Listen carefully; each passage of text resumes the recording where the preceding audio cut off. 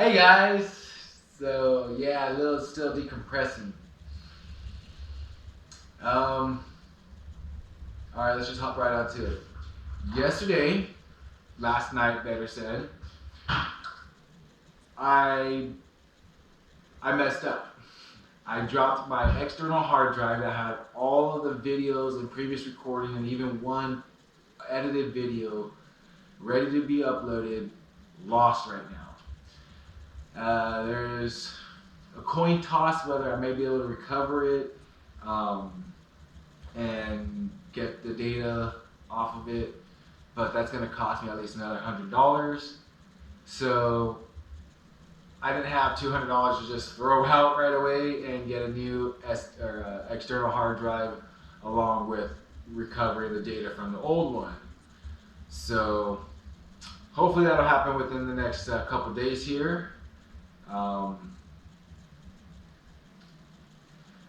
Still really bothered by it because it's more than just the work on there, guys. This has got some pictures of family events, birthdays, another video I was working on titled my Seattle trip for another channel, a more personal channel. And right now my brain, it's just counting it as it's a complete loss. It's very bothersome. But I'm just trying to think at the same time, think positive and just move forward. I haven't really thought much about it, and just even thinking about it right now, and talking to you guys about it, I wish I didn't have to. Like, if I was just more careful, it should have never happened.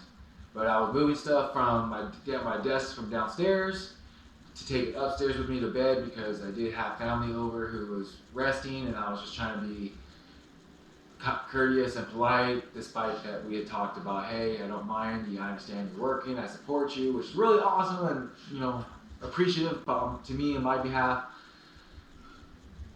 But still, that kind bone, I was trying to be more thoughtful and appreciative because I really am. I feel very appreciative of this family member, and I'm just really bummed that I didn't better communicate on what was going on and what I was doing with things, and yeah.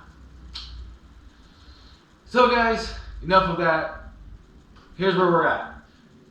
I still got to put the router table together. We lost all that footage of doing the cuts, but that's okay. If I have to remove the video and show from start to finish from when we actually got it, I'd actually be happy to be able to do that and provide that for you guys.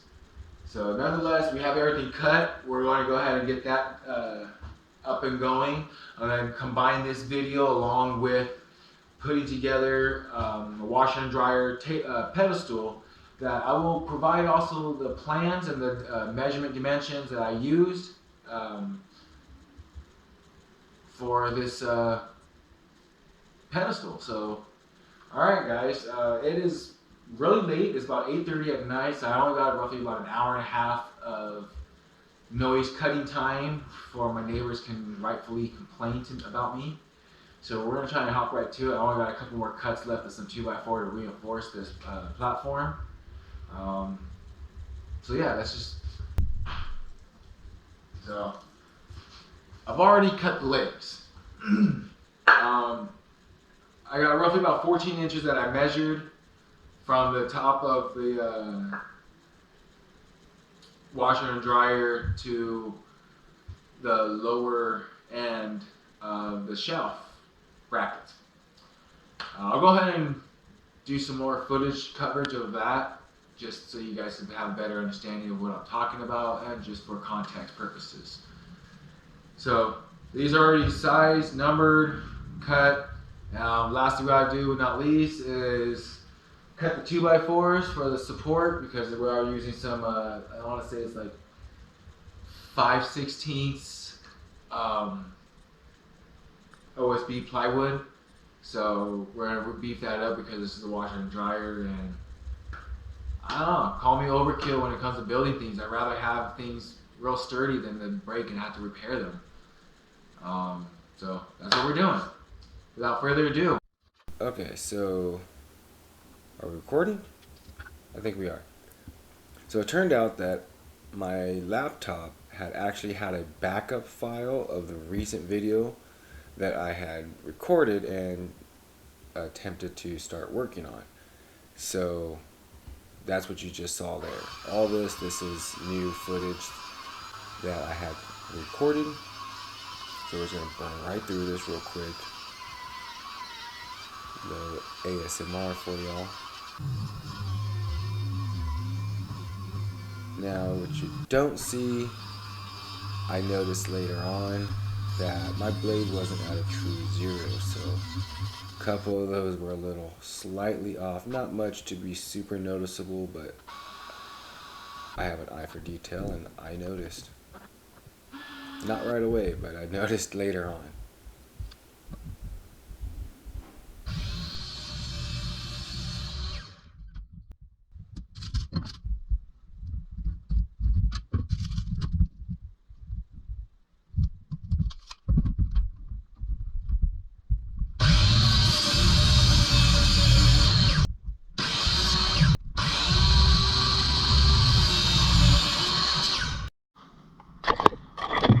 Alright guys, so the old battery, not the old battery, but the battery that was in it just moments ago that died on me, got like really hot and started to bubble. I don't know if you guys can see that in here. Let's see, trying to get the angle just right. Maybe this view will help.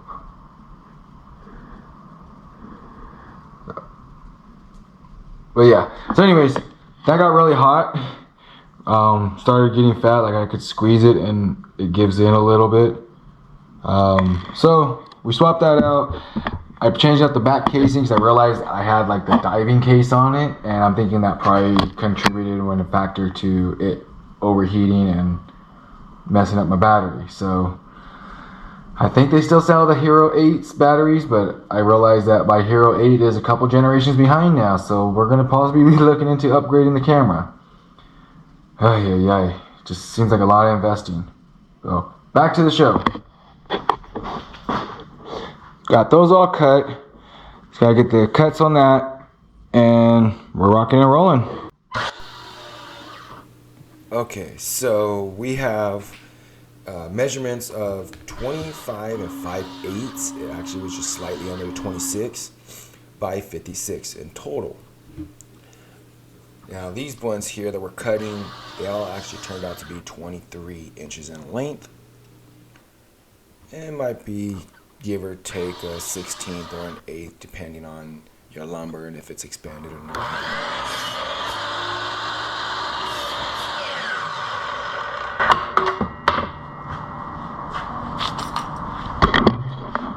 I realized I just forgot to hit the record button, so all the other cutting you guys missed. Well, here's the progress. Made some gussets. That's how I'm choosing to reinforce the blades. So yeah, stay tuned.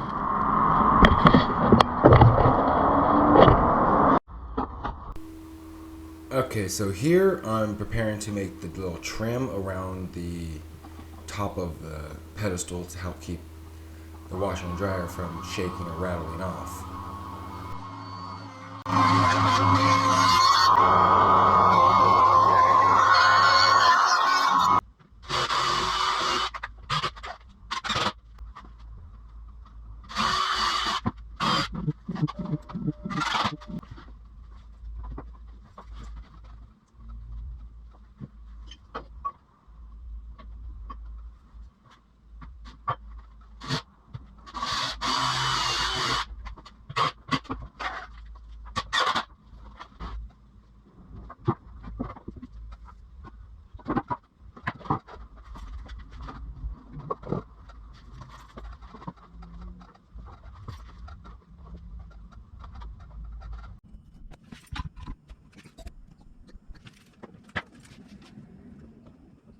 So the final outcome for the legs turned out to be 11 inches and 7/8, making it square with 2 inches by 5/8 by 2 and 5/8.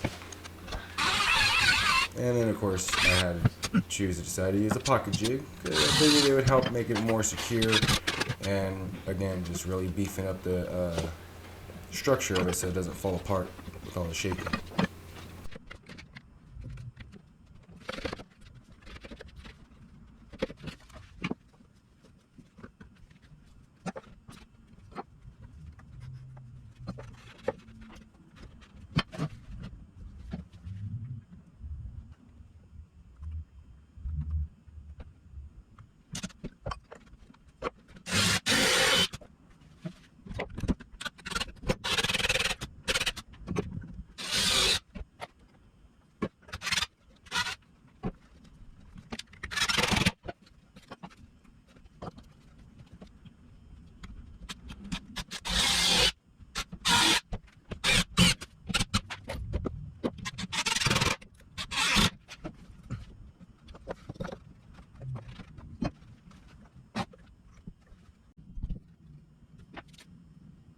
So I've got to say, since I'm not very accustomed to using pocket holes, or yeah, that's what these are called, pocket holes. The Craig system was quite, for my say, or say my opinion, it was handy and useful in this application. I don't think I could have probably done a better job right off the bat without it. So I'm a fan of the Craig system on this behalf, anyways. Can't say much for the others. I've seen several reviews on the others, but in this manner, it worked for me.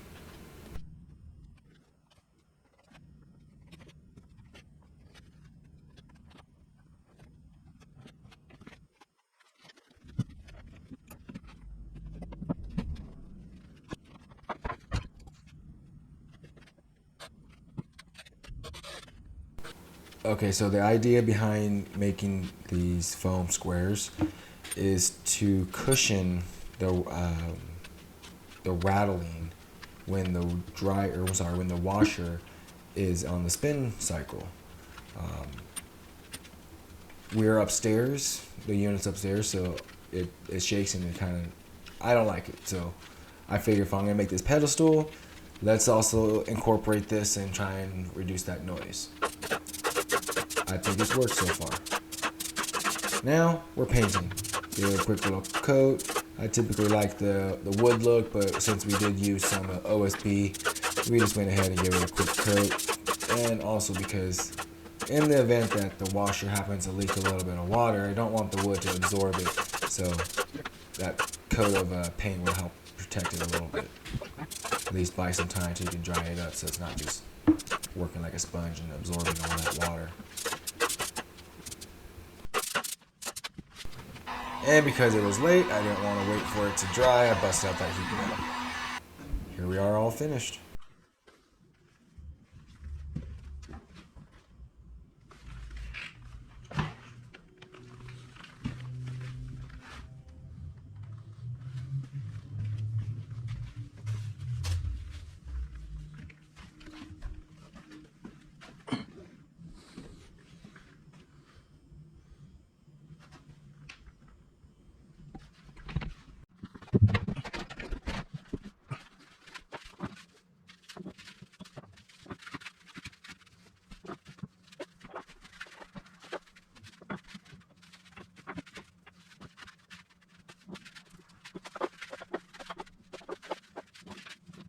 Okay, so we got a blooper moment about to happen here. I go to lay this down. A lot of these are gonna fall out. Didn't think about it in the moment. Kind of did, but not all the way through. So I still had to go underneath and set them up. Wasn't the worst thing. Now, initially, when I had first thought about this whole leg system and cushioning it, I was hoping to figure out like a secondary leg adjustment that screws and unscrews to adjust the height, but and it didn't work out so well.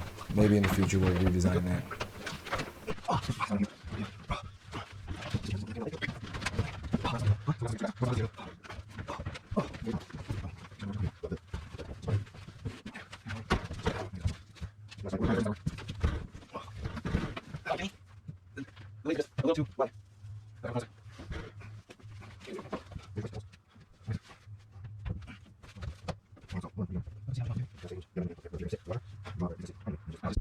So it turned out that my measurements were just a little bit off. The final cut came out to be just too close in the strip perimeter, as you can see. So I had to chisel out some wood to kind of get those legs to fit just right.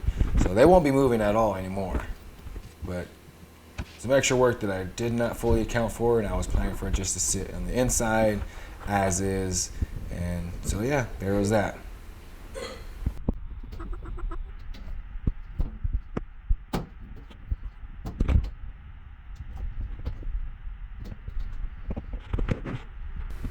Alright, well, there it is. That's the finished product, final outcome.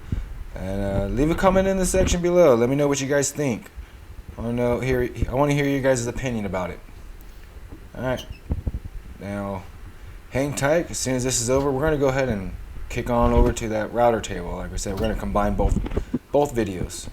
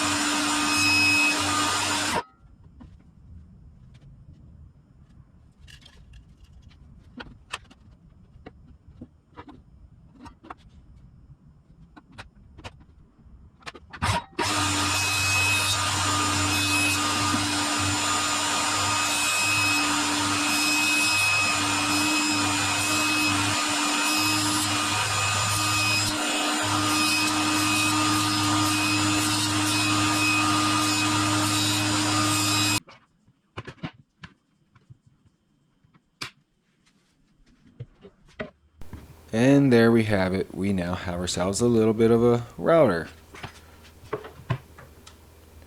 I was hoping to have a bigger router head that would reach all the way to the top, but that wasn't happening. So, to a different method. We'll get back to that. We'll just use this for now. Clean up the bottom.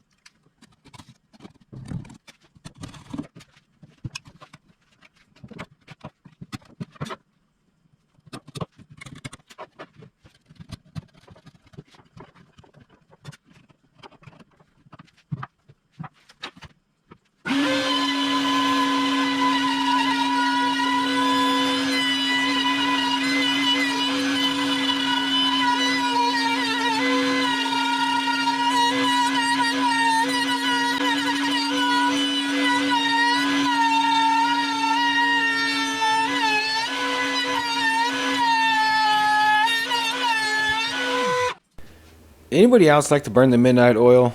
I know I'm not the only one. Let me know in the comments below, because this was a major oops. I hope I didn't make my neighbors too upset with me that night. Anyways, moving on.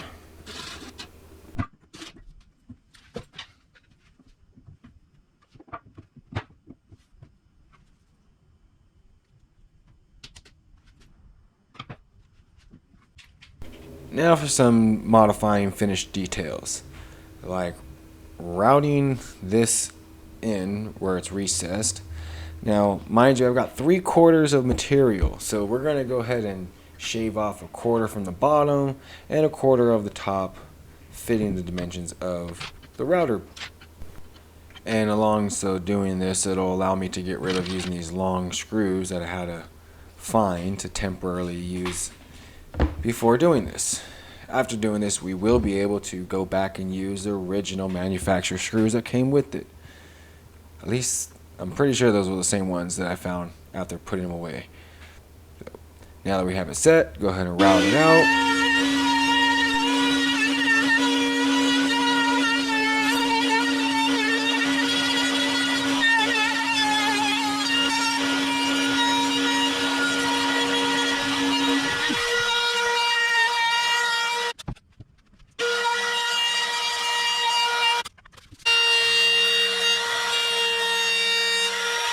And just like that, it fits.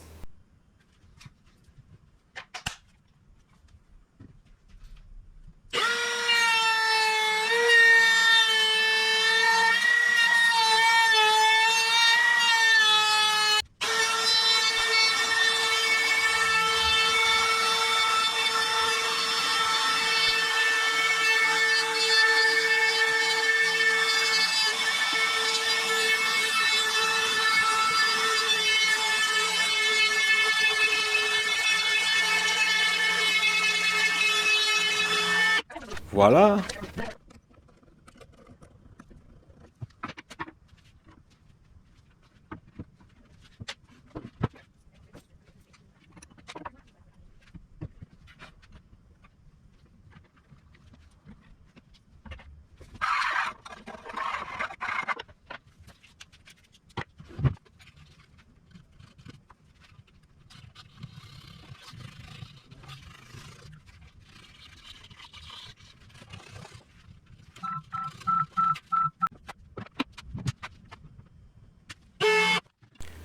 Now we got ourselves a more properly functioning router table, and our bit goes all the way up through a 3/4 inch piece.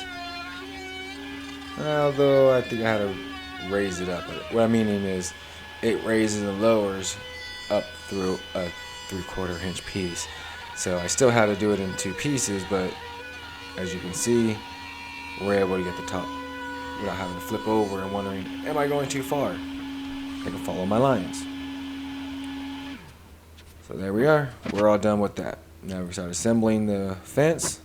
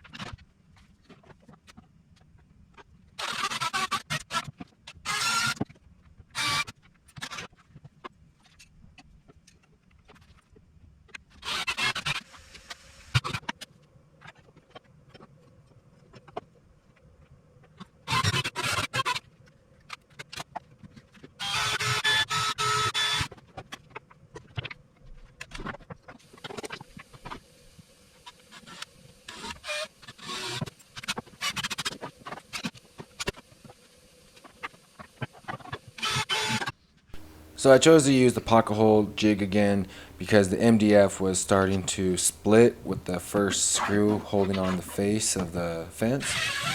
So I didn't want that happening or getting worse, so we just went ahead and used the pocket hole system to screw it in on the sides there. Made that a whole lot better. And it also still left room for me to cut the hole in the center.